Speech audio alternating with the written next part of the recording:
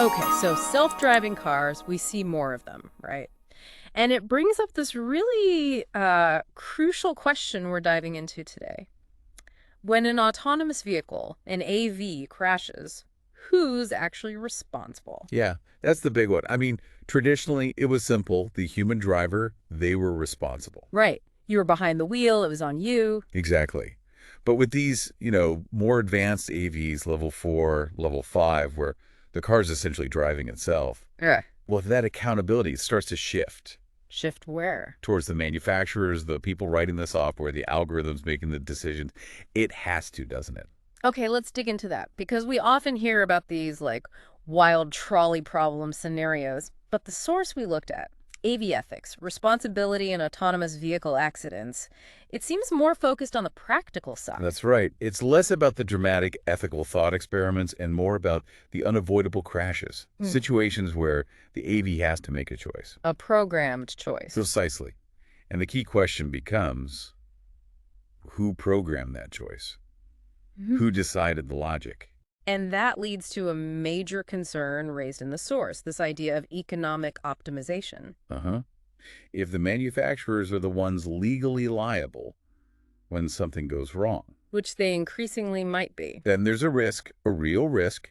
They might program the cars to minimize their financial exposure, their legal risk. So wait, you mean the car might make a decision in a crash that's like better for the company's bank balance, even if it's not the ethically best outcome for the people involved? That's the worry, yes. Yeah. It highlights this tension, this potential conflict between the company's bottom line and, well, doing the right thing in a horrible situation. That feels quite unsettling. It is, and it leads to suggestions like, okay, what if we give users ethical setting options? Ethical settings, like in the car's menu. Sort of. The idea is you, the owner or user, could pre-select your safety priorities, like prioritize me, the passenger, or always prioritize pedestrians, or maybe minimize overall damage. Giving people control. That sounds good on the surface, doesn't it? More choice. It has that initial appeal, definitely. User control feels empowering. But the source points out some big problems. Like what? Well, first, are most people really equipped to make these incredible complex moral calculations way ahead of time for a split-second crash scenario? Human reactions aren't usually pre-planned like that. Good point. It's not like choosing a ringtone. And what else? The source also brings up predictability. If my car is set to protect passenger at all costs, and yours is set to always avoid pedestrians, imagine how chaotic and frankly dangerous the roads could become. Yeah, you wouldn't know what the car next to you might do in an emergency. Different moral codes playing out in real time. Exactly. And there's another angle. Yeah. This could just be a way for companies to, deflect blame. How so? If an accident happens, they could just say, well, look, the user chose that setting. It wasn't our default program.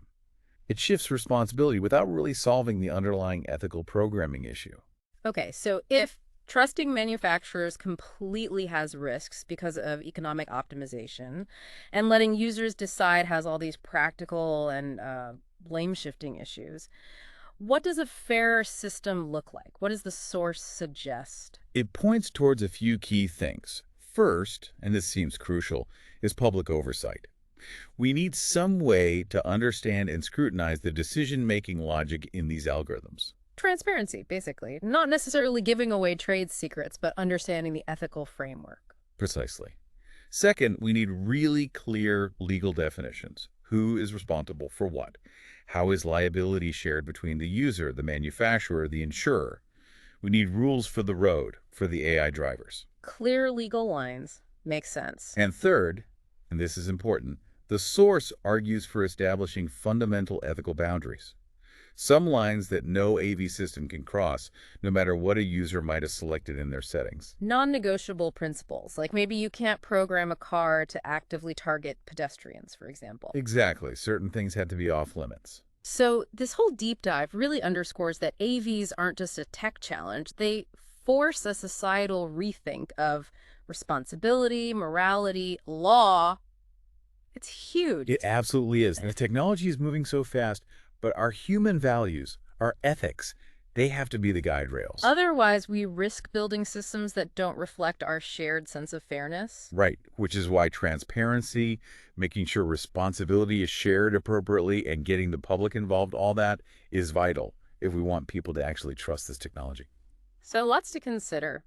Thinking about all these complexities, the manufacturer incentives, the user setting problems, the need for oversight and clear laws, what do you think, personally, will be the single trickiest part of regulating AV ethics effectively?